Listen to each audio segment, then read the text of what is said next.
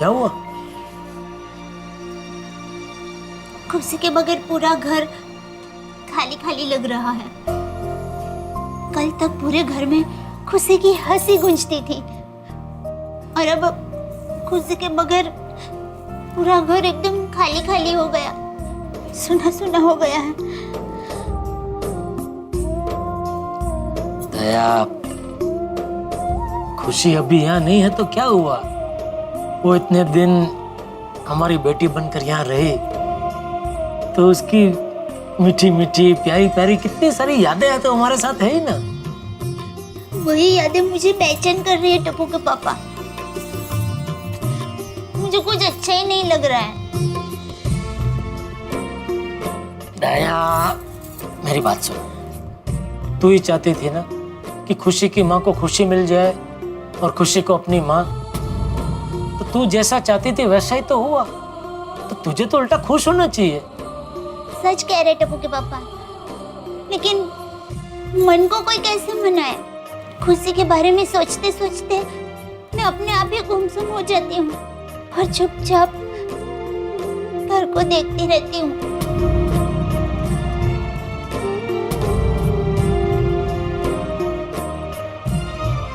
लगता है मुझे अभी फोन करना ही पड़ेगा। किसे किसे फोन करना है? सासू माँ को। माँ को? क्यों?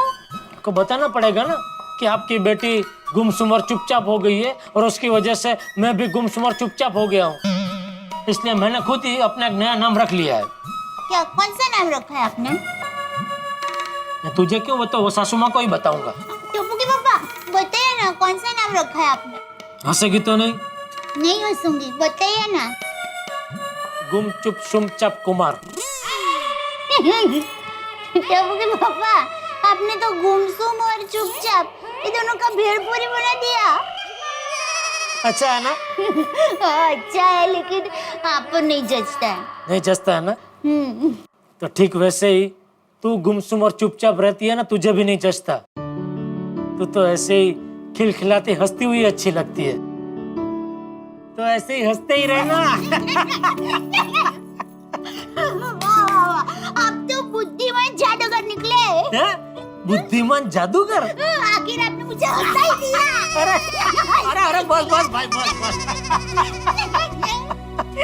सब तुझसे ही सीखा हूँ दया, तुझसे ही सीखा हूँ सब।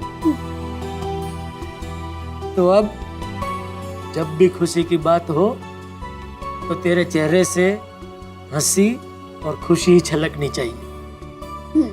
ये सोचकर कि खुशी अपने मम्मी पापा के साथ कितनी खुश होगी, हंस रही होगी, खेल रही होगी।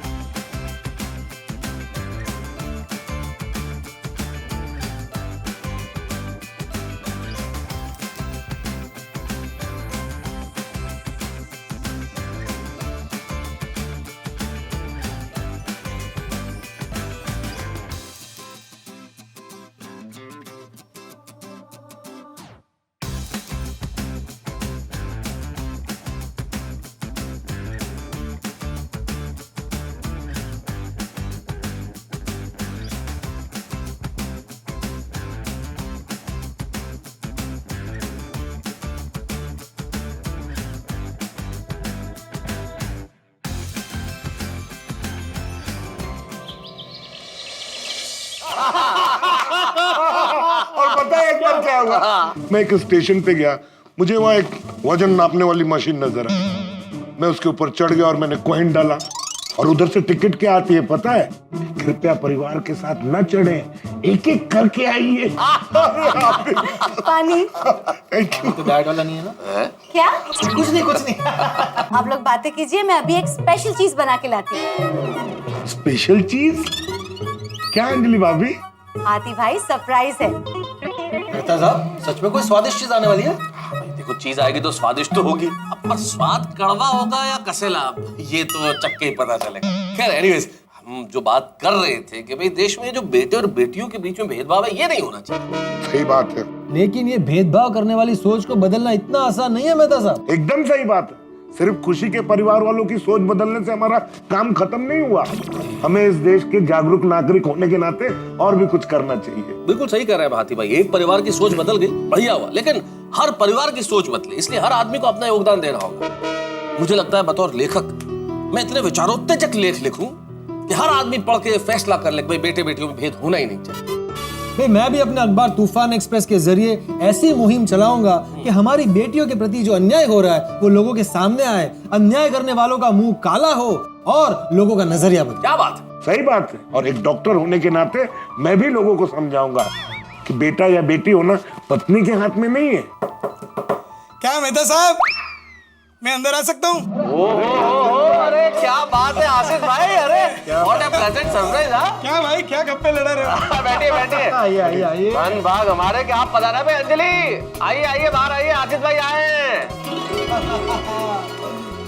अरे आसिफ भाई, कैसे हैं आप? पानी लीजिए। बस, आप लोग कैसे हैं? मैं ठीक हूँ।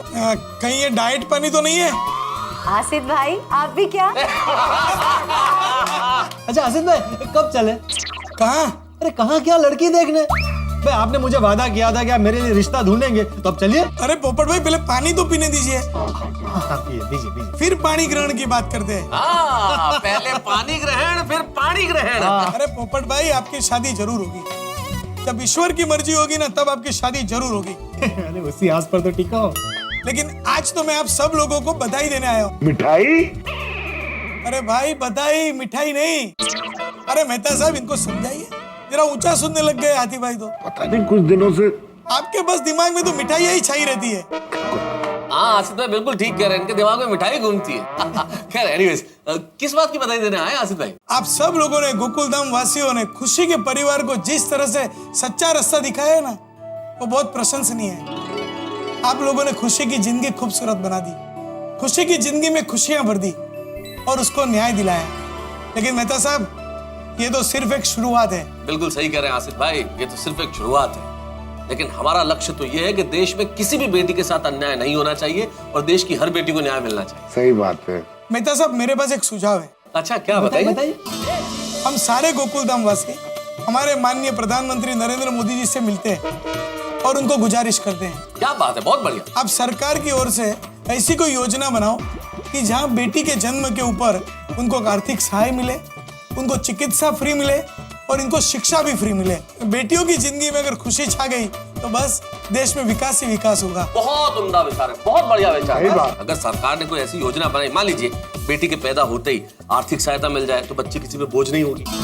और पढ़ाई अगर फ्री हो जाएगी तो देश की हर बेटी पढ़ेगी लिखेगी। और चिकित्सा अगर फ्री हो गई तो इससे बढ़िया क्या हो सकता है? क्या बात है भाई, देश के जागरूक नागरिक होने के नाते हम भी यही सोच रहे थे कि और क्या क्या कर सकते हैं, और आपने ये आइडिया दे दिया।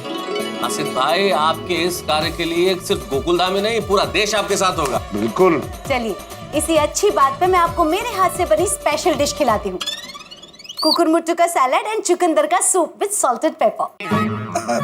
मेहता साहब, मेरे को एक जरा मीटिंग है, मुझे अंधेरी जाना है, तो मैं निकलता हूँ। सॉरी है, next time. Okay, bye bye. कोई बात नहीं, मैं आप लोगों के लिए लेके आती हूँ। एक मिनट अंजलि भाभी, मुझे अचानक याद आया कि मुझे एक अर्जेंट आर्टिकल कंप्लीट करना और मेल करना है। मैं बस आया, बस यूं आया, मैं अभी आया। हाथी भाई आप बैठिए, मैं अभी लेके आती हूँ। अरे बैठने से याद आया, मेरा तो एक पेशेंट बैठा हुआ होगा, मेरा इंतजार कर रहा होगा बेचारा।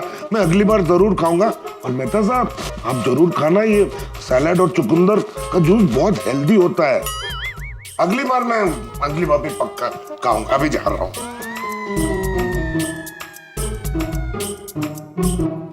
हाँ, लेके आओ चुकंदर का सूप। मैं तो कोई जा भी नहीं सकता ना। अभी भाई, कौन कहता है खाली जेठालाल के जीवन में प्रॉब्लम्स है?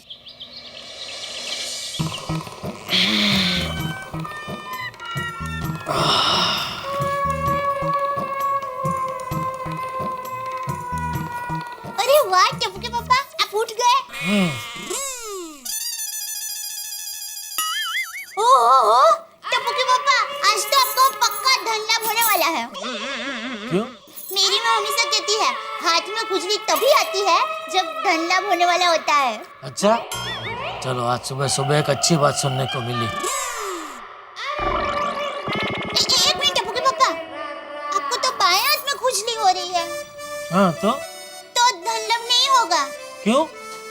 मतलब मेरी माँ कहती है दाहिने हाथ में खुजली आए तो धन लाभ होता है, और बाएं हाथ में खुजली आ रही हो तो नुकसान होता है। यार सुबह सुबह अशुभ बोल रही है। हाथ की खुजली में दायां बायां कुछ नहीं होता, वो तो आंख की खुजली में होता है।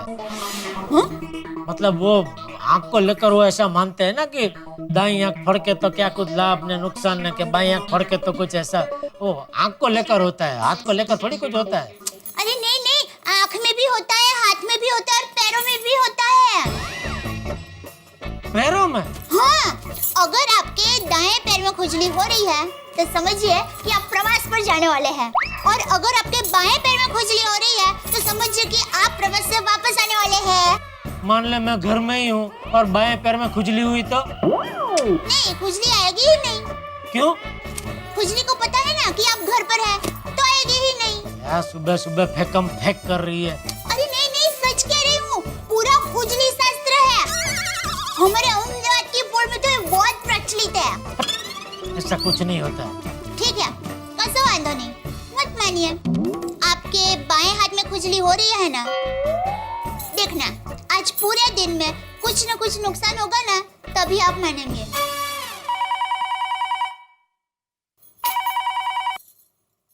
हेलो, हो सुंदर, बोल वीरा, कैसे है तू? हाँ, है ना, ये सामने बैठे तुम्हारे जीजा जी। हाँ, कितने रुपए वीरा? बस 50 लाख। वीरा 50 लाख तो मैं तो कहती हूँ 75 लाख भी नहीं, 1 करोड़ मांग लेना। हाँ, अरे लागू तो तीर, मांगने में क्या जाता है, दे दे तो अच्छा ही है ना, अपना तो फायदा ही है ना। लगता है ये भाई बहन मिलकर मेरी दुकान में घर सब बिकवा के रहेंगे। हाँ, देती हूँ टप्पू। हाँ, लीजिए सुंदर वीरा को बात। अरे सुंदर वीरा है, अरे बात कीजिए ना, ऐसा क्या करूं? अरे आपने फोन काट क्यों दिया? सुंदर वीरा को आपसे बात करनी थी। आप मैं क्या बात करूं उससे? अरे हमारे अहमदाबाद की पोल में मंगू मसीह है ना, उनको उनका पोल का मकान बेचना है, तो उस बारे में वीरा को आपसे राय लेनी थी। मेरी राय? क्या? वही कि मकान कितने में बेचना चाहिए।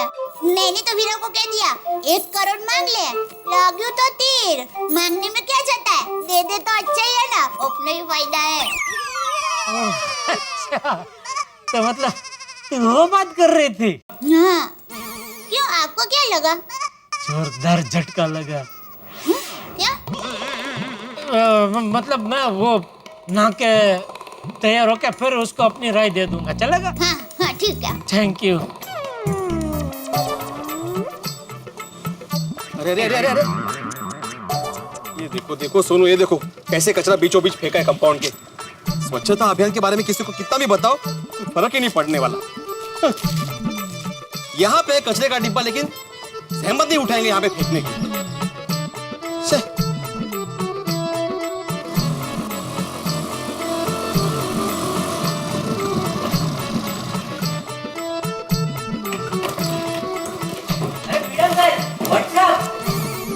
सुप्रभात। शुभ प्रभात भिड़े अंकल। मैडम सुबह सुबह कहाँ घूमने गए थे? बोलना चाहिए ना, पूरी टप्पू से ना भी आती ना। अरे घूमने नहीं गए थे गोळ्या, माधवी आंटी को स्टेशन छोड़ने गए थे। माधवी आंटी? भिड़े अंकल आप भी आंटी बुलाते हो, आपकी तो वाइफ है ना। गोली, आई को चिपलून जाना था इसलिए हम उन्हें स्टेशन छोड़ने गए थे। तो स्टेशन पे नाश्ता किया ना? क्या? स्टेशन पे नाश्ता किया ना? गोली, हम सिर्फ आई को छोड़ने गए थे। स्टेशन गए और स्टेशन पे नाश्ता नहीं किया? नहीं, क्यों? नाश्ता क्यों करना है? भिड़े अंकल सुबह सुबह नाश्ता तो करना चाहिए ना। गोळ्या, ये मुझे मालूम है कि सुबह नाश्ता करना जरूरी होता है, लेकिन स्टेशन पे नाश्ता क्यों करना है? भिड़े अंकल स्टेशन पे क्या नाश्ता मिलता है? स्टेशन के गर्मा गर्म दाल वड़े, समोसे और स्टेशन के पॉपकॉर्न तो कुछ अलग ही टेस्ट के होते हैं, भेल भी। अरे एक मिनट, गलती हो गई गोळ्या। नाश्ता नहीं किया हमने, लेकिन अगली बार जब स्टेशन जाएंगे ना तो नाश्ता करके ही आएंगे। हाँ, और मेरे लिए भी लेके आना। सोनू चल। कहाँ? चल सोनू, साइकिलिंग करने जाते हैं। मैंने इस वेकेशन में पतला होने की सोची है। वाओ। अच्छा। हाँ, Bhide uncle cycling is the best exercise. हाँ, आपको नहीं पता भिड़े अंकल? साइकिलिंग से कितनी भूख लगती है। भिड़े अंकल आप भी चलिए ना, कसरत हो जाएगी। और आप ही कहते हैं ना, शरीर को स्वस्थ रखना जरूरी है। आता मला जरा स्वस्थ राहू देशील. ओके भिड़े अंकल, चिल चिल, चल सुनो हम लोग जाते हैं. बाय भिड़े अंकल. आल्यापासून टीर टीर चालू है. भिड़े, क्या हुआ? अरे भाई इधर आओ, सब बताता हूँ. क्या हुआ पोपटलाल? भाई तुझे काम करना है कि नहीं करना है? अरे भाई अभी मुझे ही काम करना है, माधवी है नहीं ना घर पे. अरे भाई घर काम की बात नहीं कर रहा हूँ, सोसाइटी के काम की बात कर रहा हूँ. कि इस्तीफा दे दिया तूने? क्या बोल रहे हो तुम पोपटलाल? भिड़े सच बता रहा हूँ, आजकल तेरा सोसाइटी के काम के प्रति बिल्कुल ध्यान नहीं. अरे भाई सोसाइटी का कौन सा काम मैंने नहीं किया ये बोलोगे? वो क्या है? ब्लैक बोर्ड है. वो ब्लैक बोर्ड नहीं है, पिछले 4 दिन से ब्लैंक बोर्ड है. 4 दिन हो गए तूने एक भी सुविचार नहीं लिखा. ये तेरा काम है भाई, तेरा सुविचार पढ़ के लोगों के दिन की शुरुआत अच्छी होती है. ये बात है पोपटलाल, तो फिर सीधा बोलो ना, ये ऐसा बोलने की क्या जरूरत थी? अरे क्या हुआ पोपटलाल, पिछले कई दिन से खुशी अपने सोसाइटी में थी तो उस चक्कर में भूल गया. और आज माधवी गई ना चिपळूण, उसे छोड़ने स्टेशन गया था तो उस चक्कर में आज भी भूल गया. अच्छा, अब सब हो गया ना? हो गया हो गया. तो अब तो लिख दो. हाँ चलो चलो.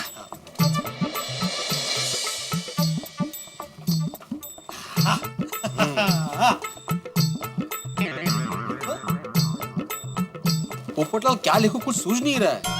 ओ अच्छा, मैं बताता हूँ. लिखो. हाँ.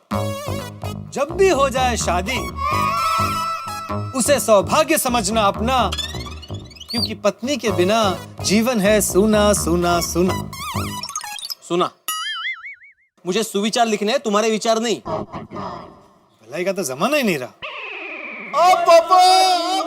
सत श्री अकाल, नमस्कार, अस्सलाम वालेकुम, गुड मॉर्निंग, कैसा का है? गुड मॉर्निंग भाई. सत श्री अकाल. सत श्री अकाल, क्या हाल है भाई? और चढ़ दिया कला, रब जी की कृपा सदका. और तुम दोनों इधर क्या कर रहे हो? अरे कुछ नहीं भाई, सोडी भिड़े को सुविचार लिखना है लेकिन कुछ सूझ ही नहीं रहा. वाह वाला, और हम बता देते हैं सुविचार. और लेख पिड़ो. हाँ. मालिक दी गड्डी और ड्राइवर दा पसीना, और चलती है गड्डी रोड पे और बनके मेरी हसीना. क्या वाह वाह, क्या मजा आ गया पोपटलाल भाई. सुविचार लिखना है सोडी, ये तो ट्रक के पीछे लिखा हुआ होता है ना, ये सुविचार नहीं हुआ. पढ़ाई का तो जमाना ही नहीं रहा यार. क्या सुविचार लिखा जाए? अब इस बात पे गोकुलधाम में बहस शुरू हो गई. भाई गोकुलधाम जगह ही ऐसी है, छोटी छोटी बातों पे बड़े बड़े टेंशन हो जाते हैं. वैसे गोकुलधाम ही क्यों, देश में भी ऐसा होता है. संसद में छोटी छोटी बातों पे बड़े बड़े नेता बड़ी बड़ी बहसें करने लगते हैं. रसोई घर में अगर एक छोटे से चम्मच से नमक ज्यादा पड़ जाए तो स्वाद खराब हो जाता है. लेकिन वैसे सुविचार बहुत छोटी बात नहीं है, इसमें अनुभव का निचोड़ है, जीवन का सार है. तो अब देखना यह है कि क्या सुविचार लिखा जाता है. और यहाँ पे छोटे छोटे ठहाके नहीं होते, बड़े बड़े ठहाके होते हैं. देखते रहिए तारक मेहता का उल्टा चश्मा, देखते रहिए, हंसते रहिए. For more updates, subscribe to our channel, click the show links and enjoy watching the videos.